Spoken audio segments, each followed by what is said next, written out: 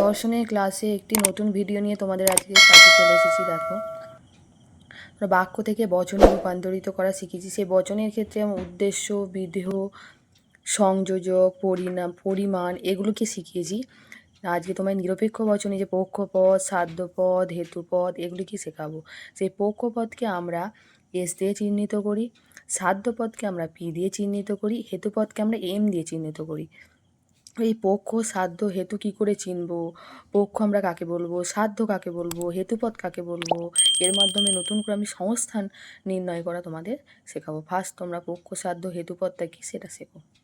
দেখো, সিদ্ধান্তে যখন উদ্দেশ্য পদকে, তখন তাকে বলা হয় পক্ষপদ। যে পদকে সিদ্ধান্তে প্রমাণ করা হয় তাকে বলছে সাধ্যপদ। যার মাধ্যমে পক্ষে সাধ্যকে প্রমাণ করা হয় তাকে বলছে হেতুপদ। এগুলো ব্যাখ্যার মাধ্যমে বুঝতে পারছো না তোমরা? দেখো, একটা উদাহরণের সাহায্যে তোমাদের বুঝিয়ে দিচ্ছি। ফার্স্ট দেখো, সকল ধোঁয়ার ক্ষেত্র হয় অগ্নিক্ষেত্র, মানে যেখানে ধোঁয়া আছে সেখানে আগুন আছে, এটাই বোঝাচ্ছে। এটা হচ্ছে প্রধান যুক্তিবাক্য। অপ্রধান যুক্তিবাক্যে দেখো, সকল রান্নাঘর হয় ধোঁয়ার ক্ষেত্র।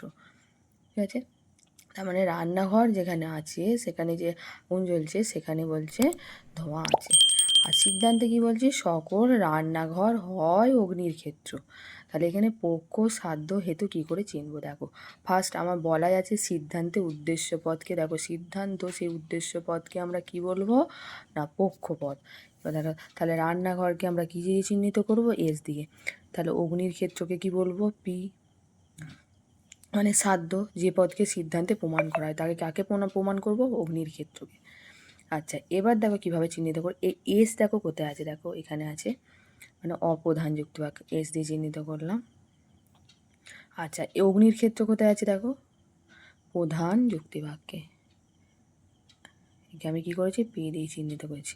আর এই হচ্ছে ধোঁয়ার ক্ষেত্র, এখানে এম, ধোঁয়ার ক্ষেত্র আছে এম দিয়ে চিহ্নিত করলাম। তাহলে দেখো, তাহলে বলাই আছে যে সিদ্ধান্তে উদ্দেশ্য পদকে, তাহলে আমি কি বলছি? পক্ষপদ। যে পদকে সিদ্ধান্তে প্রমাণ করা হয় তাকে কি বলা হচ্ছে? সাধ্যপদ। আর যার মাধ্যমে এই পক্ষে সাধ্যকে প্রমাণ করা হয় তাকে আমরা কি বলতে পারি না হেতু পদ। তাহলে বুঝতে পারলে? এবার এর মাধ্যমে কিভাবে সংস্থান নির্ণয় করতে হয় তা আমি পরের ক্লাসে অবশ্যই তোমাদের শিখিয়ে দেবো।